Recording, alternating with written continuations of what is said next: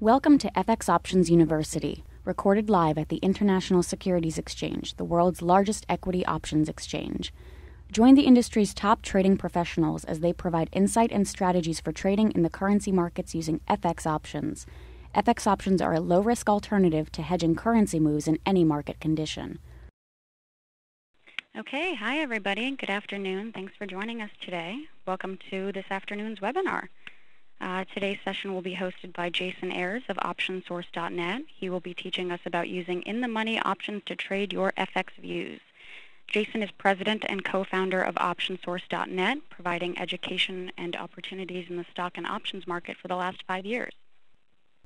Jason is a derivative market specialist by designation. Throughout his career, he's been actively educating investors on the utilization of options for managing risk, cash flow, and leverage. This includes the development of many strategic relationships with some of the most prominent brokerages and exchanges in North America. All right, and we will now turn it over to Jason, who let's do also a quick sound check to make sure everyone can hear us today. Yes, absolutely. Good stuff. I guess it'd be great if I could get a quick confirmation.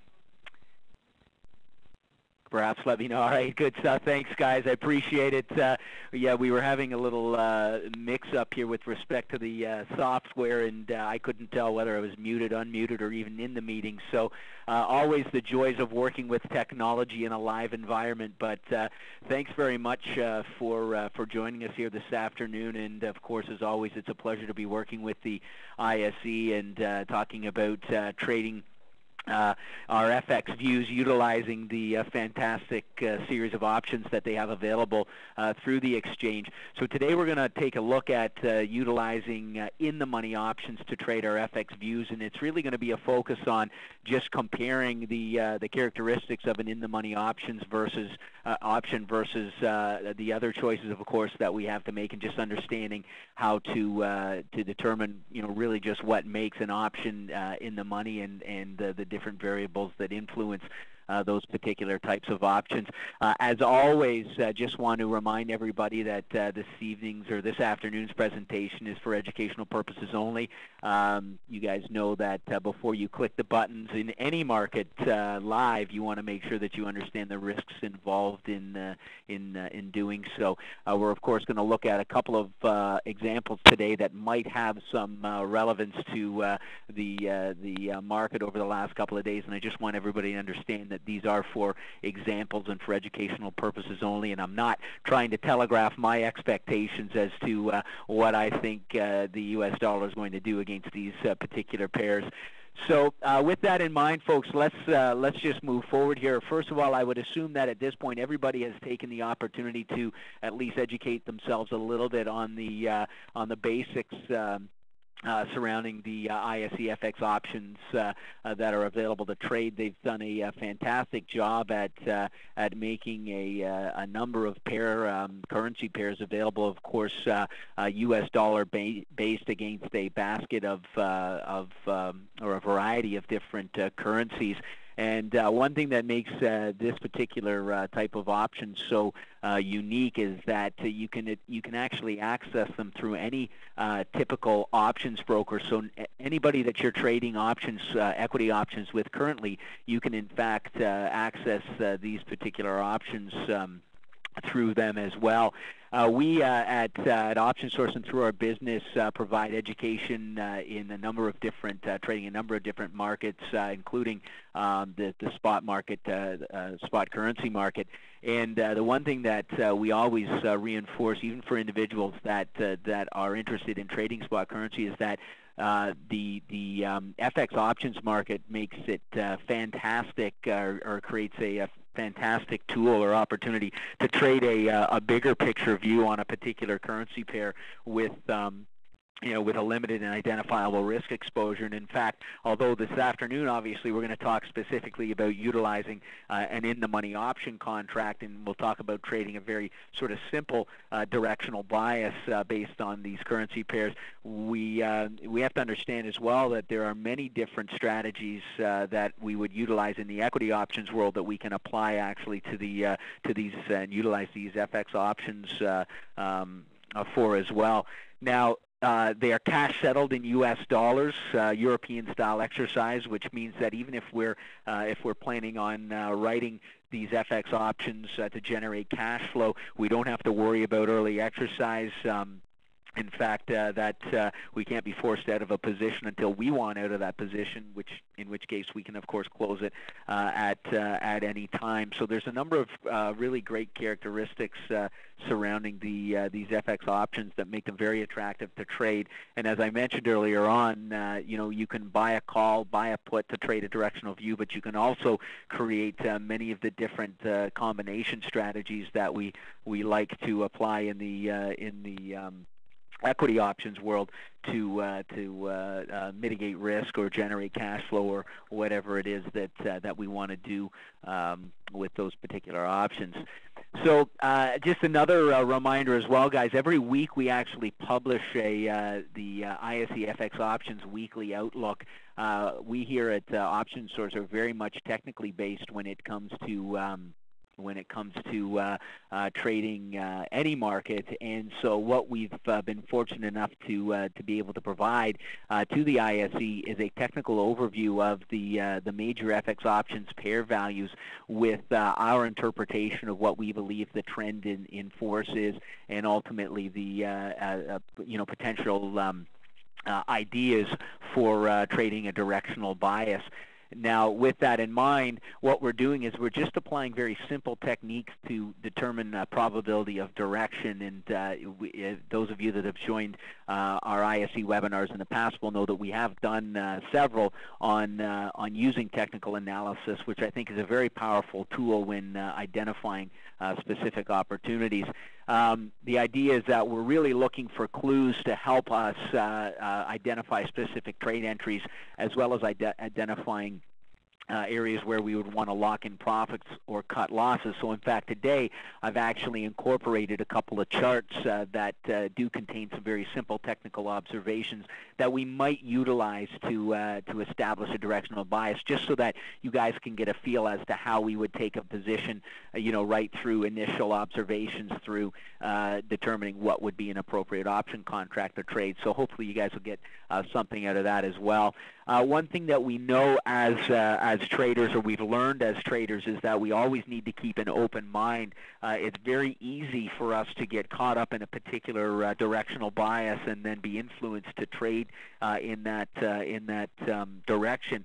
But if I can just impart just a little bit of wisdom here, and many of you, I'm sure, online have been doing this for quite some time as well. But we really, when it comes to trading, we always want to keep an open mind and recognize that this is a business of probabilities. And at the end of it all, technical analysis is used as a tool that is part of a trading plan that is focused on managing risk. And from there, of course, we can enter the trade, but always want to be focusing on the idea that if it doesn't look like it's working in our favor, we want to make sure that we're managing our positions accordingly.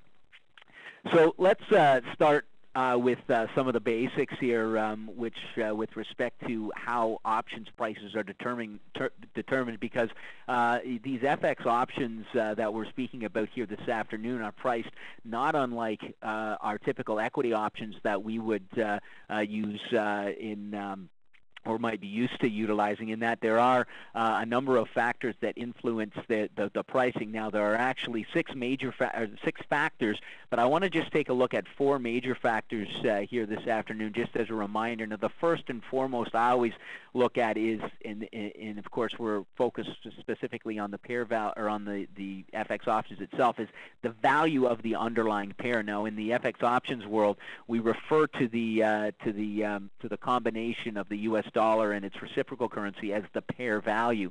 And so just as a reminder, what we're typically looking at, although the ISE offers options that are based, have different sort of base currencies, what we're going to be looking at here this afternoon is we're going to be looking at the U.S. dollar as the base currency against a specific reciprocal currency, but that pair and the price of that pair is going to be referred to as the pair value. Now, the strike price of the option contract and its relationship to the pair value is also going to have a determination as to the price that we're going to pay for that particular contract, and we'll be utilizing this relationship in order to determine whether or not an option contract is in the money, at the money, or out of the money for the purposes of this afternoon's presentation. And now, of course, there's the time remaining until expiration as well. And what we'll illustrate here this afternoon is that our selection of our option contract and its relationship to the underlying pair value will also have an influence with respect to the time value component of the option contract. And then finally, we have the volatility of the pair value, which essentially refers to how fast or how fast the pair has been moving within a certain period of time. And of course, the greater the volatility of the pair, of the underlying pair, the more expensive the option contract is going to be. So, as we move forward here, I talked about the idea that we really have to sort of figure out, well, what makes an option in the money, and that has to do with the options, the strike price of the option and its relationship to the underlying pair value. So when we refer to the strike price, we're of course referring to the price at which the owner has the right to buy or sell the U.S. dollar. And I say the U.S. dollar simply because I'm referring to those FX options that are based have the base currency in U.S. dollars. But just remember that we can actually trade our views with different base currencies depending on which option contracts we select. But again, today the U.S. dollar is going to be the base currency. So my choice as to whether or not I purchase a call option or purchase a put option is going to be whether or not I think the U.S. dollar is going to go up or the U.S. dollar is going to go down against a particular reciprocal currency. Now, we always have to remember that this is, of course, a fixed component of an option contract. So we may have a particular bias on a pair value, and we're looking to participate in that bias. But we always have to remember that our decision doesn't stop there. You know, we have to obviously make some consideration as to what option contract, what strike price, what expiration date, etc. we want to select. Now, when we talk about the strike price and its relationship to the underlying security, there are, in fact, three main categories that we would be looking at. There's, of course, in the money, there's at the money, and there's out of the money option contracts.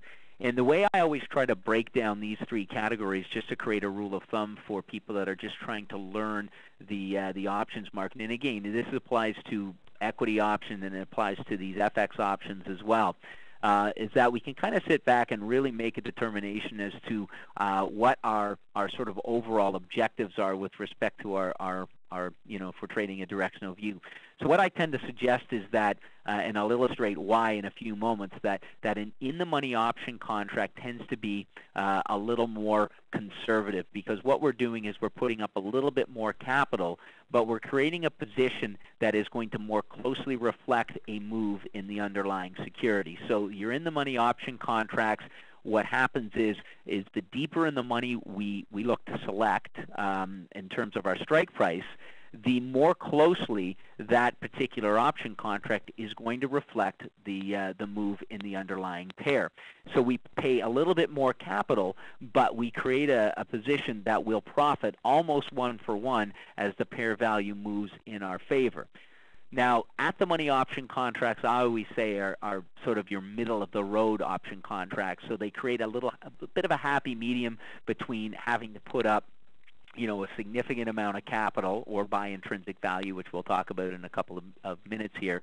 But it creates a little bit of a happy medium between having to put up a lot of capital and generating a position or creating a position that gives us some leverage. Now, the only caveat to utilizing an at-the-money option contract is that we are paying the most in time premium. So again, we have to make a choice as to whether or not that is a consideration depending on what our objectives are. Now, out-of-the-money option contracts give us the most leverage. So typically what I would suggest is that if we believe that, or if the person believes that there's going to be a very significant move over a shorter period of time, and they really want to leverage their capital as effectively as possible, or as much as possible, that an out-of-the-money option contract can allow for that to take place. So I again, just to reiterate sort of my generalization of these three categories, in the money, I suggest a little more conservative, more closely reflecting a position in the underlying security, giving you a profit or loss for that matter. It's a double-edged sword, closer to 1-for-1. At the money is kind of your middle of the road, and then out of the money is kind of like your long shot, where you're utilizing a significant amount of leverage. And we're going to actually compare these three different types of options with a particular example here, and we'll talk about the pros and the cons of each of them as we move forward. Now, a couple of again general characteristics that we have to understand about an options contract that of course applies the same in through both equity and FX options, is that an option contract can be made up of two components: time value and intrinsic value. And we have to understand that no matter what happens with the underlying security or with the pair value, that time value component will always be worth 0 on expiration. So we know that particular component of an option contract is always eroding day in and day out. And so what happens is, if we choose an option contract that is made up entirely of time premium, and we're paying an option, let's say an at-the-money option contract, where the time premium is at its greatest, we stand to lose the most if the underlying pair does nothing. So our risk in using an at-the-money option contract is that if nothing happens within the time frame that we've allocated, we're going to lose the most in relation to the two other choices, in the money or out of the money, simply because we know that time erodes to 0. Now, on the other side of it, the intrinsic value reflects what we refer to as the real value of the option contract. So it does not erode with time. It will actually fluctuate based on the pair value's fluctuation in price, if you will. So for example, it will not erode to 0. It will be directly related to the value of that underlying currency pair. Now, one characteristic that we need to understand about an in-the-money option contract is that the more intrinsic value that in-the-money option contract has, the smaller the time value component. So the less influenced or impacted that particular position is going to be with the passage of time. So again, going back to why we might choose that in the money option contract versus the at the money option contract, is that we might be an investor or a trader that doesn't want to be watching the position very, very closely on a day-to-day basis, although we always recommend to pay attention. You might want to create a position that is less subjected to time decay and more influenced by the movement in the underlying security. And that way, you have more staying power if the pair value does nothing or consolidates over a period of time, versus, say, somebody who has created a position that is made up more so of a greater amount of time premium. Now, again, intrinsic value, when we're looking at trying to determine how much of intrinsic value is built into a particular option contract, we would actually, in the case of a call option, take the current pair value and subtract the strike price. So again, just as we do in the equity options world, we take the value of the underlying security, in this case the pair value of whether it's the U.S. versus the euro, which would be the EUI, or the U.S. versus the Japanese yen, which would be the YUK, but we take the current value as it's printed, and we would subtract the strike price that we're interested in utilizing. And on the other side of the equation here, if we're looking to determine the intrinsic value of a put option, well, then we would quite simply take the strike price. So we would flip the equation, and we would take the strike price of that particular option contract subtract the current pair value, and then we would, of course, come up with the intrinsic value of the put option contract. Any option with an intrinsic value is considered in the money. So when we're using the term deep in the money, what we're simply referring to are those option contracts that have a significant amount of intrinsic value factored into their price. And again, the greater the intrinsic value, the less the time component. And that is really where the major benefit of utilizing that deep in the money option contract comes in. So again, any option with an intrinsic value is considered an in the money option contract. Now, if we're looking at, once again, determining the intrinsic value of a call option, we take the current pair value and subtract the strike price. So, for example, if the CDD yesterday was hovering around the 96 mark, we would look at a pair value of 96. And then if we're looking at a $90 strike call option, when we subtract the 90 strike from that 96 pair value, we would have an intrinsic value of $6.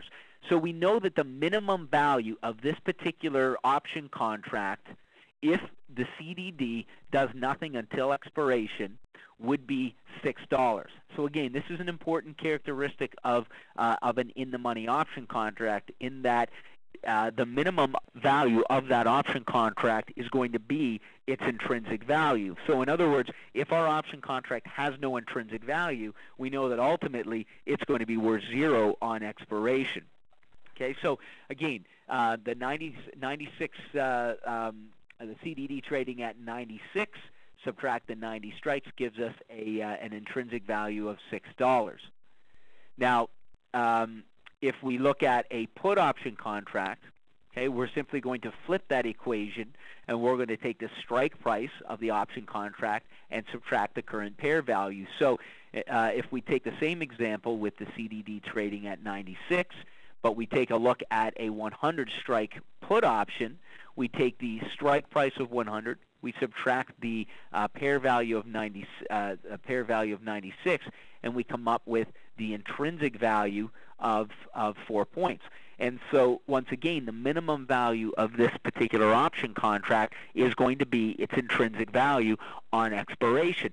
So if we think about it, the more time value that we can actually filter out of our particular opportunity, the less we're going to be subjected to that rate of time depreciation, and the higher the probability our option contract is going to have some value on expiration. So when we start breaking this down, looking at things from an option, from the actual option premium standpoint, in order for us to determine how much time value is factored into an option contract, we're going to take the option premium, so the price, the ask price, if we're the buyer, that is listed on the exchange. We're going to subtract the intrinsic value of that particular option contract, and that's going to leave us with the time value. So once again, utilizing the CDD as an example, if we take the pair value trading at 96, and just as a reminder, the CDD is the U.S. dollar as it's valued against the Canadian dollar. So if you wanted to trade your views as far as the strength and weakness of the U.S. versus the Canadian dollar, you would utilize the CDD. Now, again, we could have a 90 strike call option with an intrinsic value of $6, but we might see that the premium is listed for at 6.50, which means ultimately that when we take the premium, we subtract the actual intrinsic value, we have a time value component of 50 cents. Now, if we look at it from a put option perspective, once again, we take that 100 strike put option. It's going to have an intrinsic value of $4 based on the pair value trading at 96. We might be looking at a listed premium of 4.95. Again, we take 4.95, subtract the 4 points of intrinsic value, and we come up with the 0.95 in time value. So it's important for us to understand that if the pair does nothing between now and the expiration date, and I haven't really established what that would be, but if it's, say, 2 months out, if the pair value is still sitting at 96 within that time frame, the most that we can lose is the 95 cents worth of time value. We would still actually retain the $4 or the 4 points of intrinsic value. Thank you for participating in this week's session. Please join us again next week. Get trading ideas, exchange rates, webinars, news, and commentary. Visit www.fxoptions.com. ISE FX options can be easily traded through all options-enabled brokerage accounts. These exchange-listed securities are cash-settled in U.S. dollars and have a European-style exercise.